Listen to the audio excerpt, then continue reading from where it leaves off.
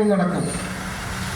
ഒന്നെന്ന് പറയുന്ന നല്ല ഒരു സംസ്കാര രൂപീകരണം, ഒരു പൊതു സംസ്കാര രൂപീകരണം കുട്ടികളിൽ ഉണ്ടാക്കാനായിട്ട് ഇത്തരം ക്യാമ്പുകൾ വഴി സാധ്യമാണ്.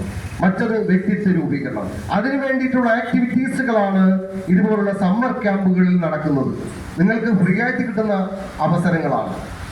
അപ്പൊ പഠനത്തോടൊപ്പം സംസ്കാരവും ഒപ്പം വിനോദവും എന്ന ഒരു പൊതു ലക്ഷ്യത്തിന് വേണ്ടി നിങ്ങൾ ഈ ഹാളിൽ ഒത്തുകൂടിയിട്ടുണ്ടെങ്കിൽ, അങ്ങനെ വ്യത്യസ്തരായിട്ടുള്ള നിങ്ങളുടെ കഴിവുകളെ പരസ്പരം കൈമാറാനും, പരസ്പരം ചിരികളിൽ ഏർപ്പെടാനും, പരസ്പരം സൗഹൃദം പങ്കിടാനും, വ്യത്യസ്ത സാഹചര്യങ്ങളോട് നമ്മൾ എല്ലാവരും എങ്ങനെ ഇണങ്ങിച്ചേർന്ന് പോകണം എന്നൊക്കെയാണ് നിങ്ങൾ ഇതുപോലുള്ള സമ്മർ ക്യാമ്പുകളിൽ നിന്ന് പഠിക്കുന്നത്.